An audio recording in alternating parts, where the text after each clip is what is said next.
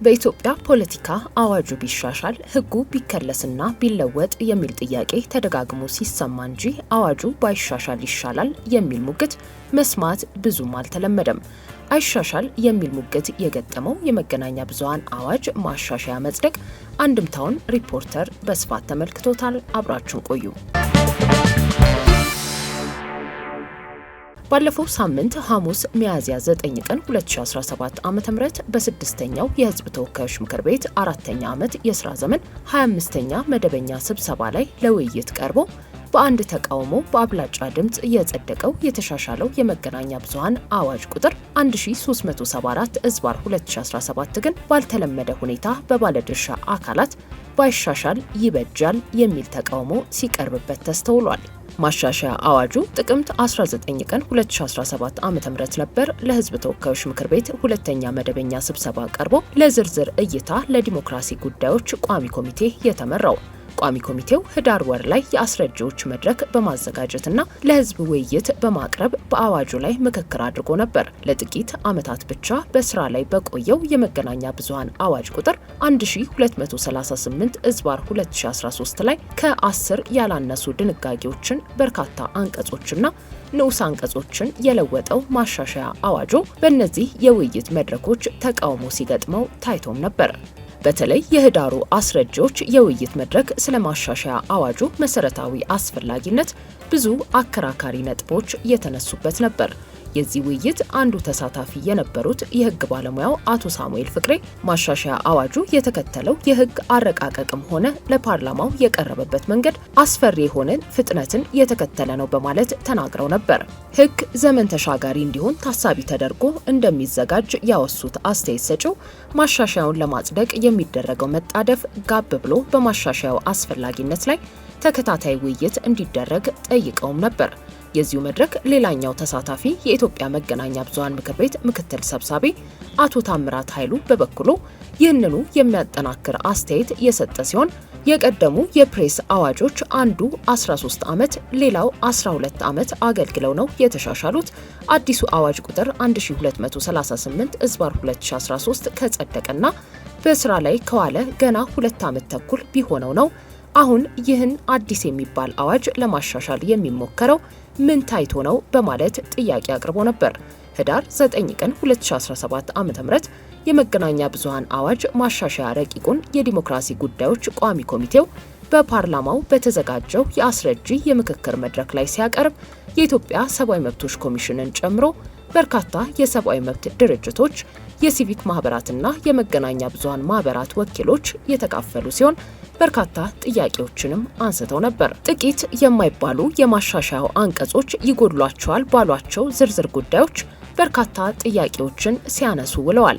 ከነዚህ ሁሉ በላይ ግን አዋጅ ቁጥር 1238/2013ን በመቻኮል ማሻሻል የኢትዮጵያን የሀሳብ ነጻነት፣ የሚዲያ ነጻነት ብሎም የዲሞክራሲ ምህዳር ወደ ኋላ እንዲመለስ የሚያደርግ እርምጃ ይሆናል የሚለው ስጋት ጎልቶ በመድረኩ ተስተጋብቷል። ማሻሻያ አዋጁ በኢትዮጵያ የመጣውን የፖለቲካ ለውጥ ተከትሎ በኢትዮጵያ ተጀምሮ የነበረውን የህግ የዲሞክራሲና የፖለቲካ ሪፎርም ስራዎችን አፈር የሚያለብስና ከለውጡ በፊት ወደ ነበረበት ሁኔታ የሚጎትት ሊሆን ይችላል የሚለው ስጋትም እንዲሁ ጎልቶ ተሰምቷል። ማሻሻያ አዋጁን በአጣዳፊ ሁኔታ ማጽደቁን መንግስት ለምን ፈለገው የሚለውን ጉዳይ በተመለከተ የኢትዮጵያ መገናኛ ብዙሃን ባለስልጣን ምክትል ዋና ዳይሬክተር አቶ ዮናታን ተስፋዬ ትኩረት የሚስብ ምላሽ ሲሰጡበት ነበር በመድረኩ የተደመጠው። አሁን ያቀረብነው የአደረጃጀት ጉዳዮችን የተመለከቱ የነባሩን አዋጅ ክፍሎች ማሻሻል ላይ ትኩረት ያደረገ ማሻሻያ ነው። ይህ ደግሞ የመነጨው በሁለት መሰረታዊ ጉዳዮች ምክንያት ነው። በሀገራችን በየቦታው ግጭቶች አሉ። እነዚህ ግጭቶች ደግሞ በሚዲያው እየተቀጣጠሉ ነው። ከዚህ በተጨማሪ ደግሞ ከአንድ ዓመት በኋላ የሚደረገው ብሔራዊ ምርጫ ከፊታችን አለ። ስለዚህ እስካሁን ያለፍንባቸውን በግጭት የተሞሉ ተሞክሮች በመመልከት ወደፊት ከምርጫ ጋር ተያይዞ ሊመጣ የሚችለውን ሁኔታ ታሳቢ በማድረግ አዋጁን ማሻሻል አስፈላጊ መሆኑ በምክር ቤቱ ታምኖበት ጭምር የቀረበ ነው በማለት የመንግስት አዋጁን የማሻሻል መሰረታዊ ፍላጎት ገልጸው ነበር።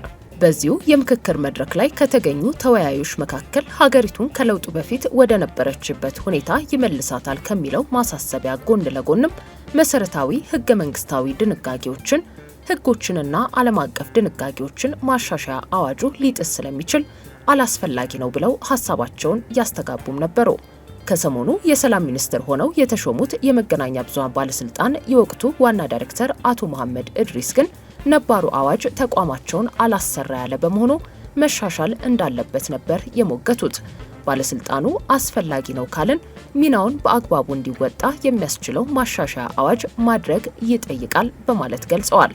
ይሁን እንጂ እሳቸውም ሆነ ሌሎች የመንግስት ባለስልጣናት የማሻሻያ አዋጁ ሀገሪቱ ከምትገኝበት የጸጥታ እጦት አንጻር እንዲሁም ለመጪው ምርጫ ሲባል ይህን መሰል እርምጃ ወደ ማድረግ እንደገባች በተለያዩ መንገዶች ሲጠቅሱ ነው የተደመጠው። የብሔራዊ ደህንነት ምክር ቤት ሚያዝያ 1 ቀን 2017 ዓ.ም ስብሰባ ካደረገ በኋላ ይፋ ያደረገው መግለጫም የሚዲያ ዘርፍን በሚመለከት መንግስት የሚከተለውን አቋም ጠቋሚ ጉዳዮች ያወሳል። የሐሰት ፕሮፓጋንዳ የሚመሩ ኃይሎች ትኩረት ይሻሉ ያለው መግለጫው በመደበኛውና በማህበራዊ ሚዲያ ውስጥ ተሰግስገው የሐሰት መረጃ በመፈብረክ የህዝብን ሰላም የሚረብሹ መሆናቸውን ያትታል። የሐሰት ታሪክ፣ የሐሰት መረጃ፣ የሽብር ወሬ፣ የሁከት ዜና ፈብራኪዎች ናቸው ሲልም ይወነጅላል። በተለያዩ ሚዲያዎች በመጠቀም የሐሰት መረጃ የሚያሰራጩ አካላትን በመረጃና በማስረጃ ላይ ተመስርቶ ለማጥራት የተከናወነውን ተግባር ምክር ቤቱ በአድናቆት ተቀብሎ ለዚህም በህግ በጸጥታና በሌሎችም አካላት የሚከናወነው ተግባር ተጠናክሮ መቀጠል አለበት ይላል። ይህንን በተመለከተ መንግስት ህጎችንና አዋጆችን የሚያወጣው ለምንድን ነው የሚል ጥያቄም የሚያነሱ ወገኖች አሉ። ዛሬ የመገናኛ ብዙሃን አዋጁን መሻሻል አስፈላጊነት አበክረው የተከራከሩት አቶ ዮናታን ተስፋዬ በግል የገጠማቸውን ተሞክሮ ጨምሮ ህግ የማጥቂያ መሳሪያ በኢትዮጵያ የሆነበትን አጋጣሚ አንዳንዶች ሲያነሱ ይደመጣሉ። በወቅቱ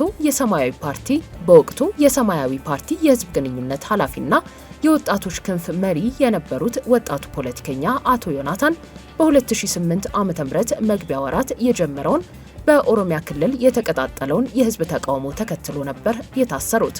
ለወራት ያለ ክስ በእስር ቆይተውም የኢህአዴግ መንግስት ሶስቱ አስፈሪ አዋጆች ከሚባሉት የመገናኛ ብዙሃን አዋጅ፣ የሲቪክ ማህበራት አዋጅና የጸረ ሽብር አዋጅ በአንዱ የመወንጀል እጣም ገጠማቸው። አቶ ዮናታን በጸረ ሽብር ህጉ ተከሰው ፍርድ ቤት በቀረቡ ጊዜ ግን የወቅቱ መንግስት ለተጠረጠሩበት ወንጀል ማስረጃ ብሎ ያቀረበው በግል የፌስቡክ ገጻቸው በተለያዩ ጊዜያት የለጠፏቸው መረጃዎች መሆኑ ብዙ የሚያነጋግር ጉዳይ ሆነ። በ11 ገጾች ተቀንብቦ የቀረበው የማስረጃ ሰነድ አቶ ዮናታን ከታሰሩበት ከ7 ዓመታት በፊት ጀምሮ በፌስቡካቸው ያጋሩትን መረጃ ሁሉ ሰብስቦ የያዘ ጭምር እንደነበር በወቅቱ የፍርድ ሂደቱን የዘገቡ ሚዲያዎች ከትበውታል። በፌስቡካቸው በለጠፏቸው መረጃዎች ሽብርተኝነትን አበረታተዋል፣ እንዲሁም ግጭት እንዲቀሰቀስ አድርገዋል በሚል የ6 ዓመታት እስር ተፈረደባቸው። በ2010 ዓ.ም በይግባኝ ክርክር ፍርዱ ወደ 3 ዓመታት ዝቅ ቢደረግላቸውም ነገር ግን የፖለቲካ ለውጥ በኢትዮጵያ በመጣበት ወቅት ነበር ከእስር ለመፈታት የበቁት። በኢትዮጵያ በአዋጅ ማሰር፣ በአዋጅ መጥለፍ፣ በአዋጅ መወንጀል፣ በአዋጅ ማሳደድም ሆነ በአዋጅ ማፈን ለረጅም ጊዜ እጅግ አደገኛ የፖለቲካ ልምምድ ሆኖ መቆየቱን ተቺዎች ዛሬም ድረስ ይናገራሉ። ይህንን ለመቀየርና የዲሞክራሲ ምህዳሩን ለማስፋት ኢትዮጵያውያን በርካታ አይነት ትግል ማድረጋቸው ይታወሳል። አፈናው በበረታና ጫናው በቀጠለ ቁጥር ስርዓቱ የማይደርስባቸው ውጭ ሀገሮች ተሰዶ ከመታገል ጀምሮ በሀገር ውስጥም ህዝባዊ እንቢተኝነት ቀጥሎ ነበር። መንግስት ከምርጫ 97 እንዲሁም ከ2007 ምርጫ ወዲህ የወሰዳቸው እርምጃዎች በከፉ ቁጥር በሂደት የተቃውሞ ምሬትና ጽንፍ ደረጃ ሲጨምር ነው የታየው። ከሁሉ በላይ ብዙ ደም ያፋሰሰው በተለያዩ የሀገሪቱ ክፍሎች የተቀጣጠለው ተቃውሞ ግን ተጽዕኖ ከፍተኛ ስለነበር በ2010 ዓ.ም መጋቢት ወር በኢህአዴግ ውስጥ አዲስ የለውጥ አመራር እንዲመጣ ማስገደድ ችሎ ነበር። ከፖለቲካ ለውጡ ጋር አብሮ የመጣው የፖለቲካ እስረኞች መለቀቅ፣ የሚዲያ ነጻነት መከፈት፣ የፖለቲካ ምህዳሩ መስፋትና በሌሎችም ለውጦች የተነሳ ኢትዮጵያ የዲሞክራሲ ሽግግር እያደረገች ነው የሚለውን ተስፋ ጉልህ አድርጎት ነበር። አፋኝ የነበሩ ህጎችን መንግስት ለማሻሻልና ለመቀየር በወሰደው የህግ ሪፎርም የመገናኛ ብዙሃን አዋጅ እንዲሻሻል መደረጉም ይታወሳል። ባለ 109 ገጹ በ7 ክፍሎች ወደ 92 አንቀጾች ይዞ የቀረበው የመገናኛ ብዙሃን አዋጅ በወቅቱ ብዙ አድናቆትና ምስጋና ያገኘ አዋጅ እንደነበር ይታወሳል። በይዘቱ ገለልተኛ የመገናኛ ብዙሃን ተቆጣጣሪ ቦርድ እንዲመሰረት፣ የመገናኛ ብዙሃን ባለስልጣን አወቃቀርና ስያሜው እንዲቀየር፣ የመገናኛ ብዙሃን ባለቤትነትን ለውጭ ዜጎች ጭምር የሚፈቅድ፣ ከአንድ በላይ ሚዲያን ማስተዳደር የሚፈቅድ፣ ለፖለቲካ ድርጅቶች የተከለከለውን ባያነሳም ለሃይማኖት ተቋማት የሚዲያ ባለቤትነትን በመፍቀድ በርካታ ተራማጅ ድንጋጌዎችን አካቶ መቅረቡ የተነገረለት አዋጁ የዛሬ 4 ዓመት ተረቆ ለፓርላማው ሲቀርብ ብዙ አዎንታዊ አስተያየቶች አግኝቶም ነበር።